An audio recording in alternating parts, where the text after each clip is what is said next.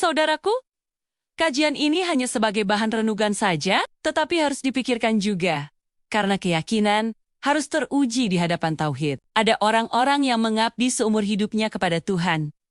Mereka berkhotbah, mereka berdoa, mereka menangis dalam rumah ibadah. Kajian ini bukan untuk merendahkan, tetapi untuk mengajak kembali kepada pertanyaan paling mendasar, siapakah Tuhan yang sebenarnya disembah?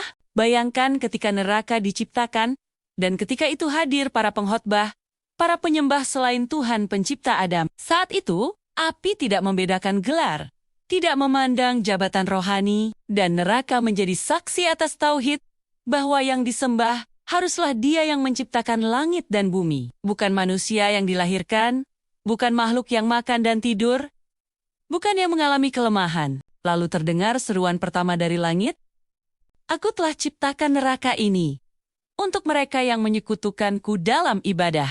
Siapa yang tidak menyembahku semata, maka ia memilih api daripada cahaya ilahi." Ibadah bukan sekadar menyebut nama Tuhan. Ia tentang kemurnian keesaan Tuhan, tentang keesaan tanpa sekutu. Seruan kedua menggema dari langit. "Aku telah ciptakan neraka ini khusus bagi mereka yang mengangkat makhluk setara denganku. Siapa yang tidak menyembahku yang esa, maka tiada keselamatan baginya." Tuhan tidak terbagi-bagi. Pencipta tidak menjadi ciptaan. Yang maha kekal tidak berubah menjadi manusia. Seruan ketiga dari langit datang penuh keadilan. "Telah kuciptakan neraka ini hanya bagi yang menolak keesaanku setelah kebenaran sampai kepadanya. Siapa yang tidak menyembahku tanpa perantara, maka ia telah memilih jalannya sendiri. Karena doa tidak membutuhkan mediator. Hati tidak membutuhkan jembatan menuju pencipta." Dan seruan keempat menutup segala klaim.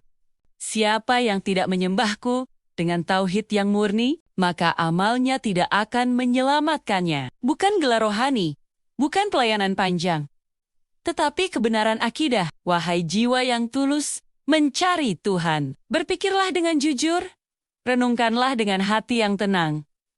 Apakah Tuhan itu esa? Pakai akalmu?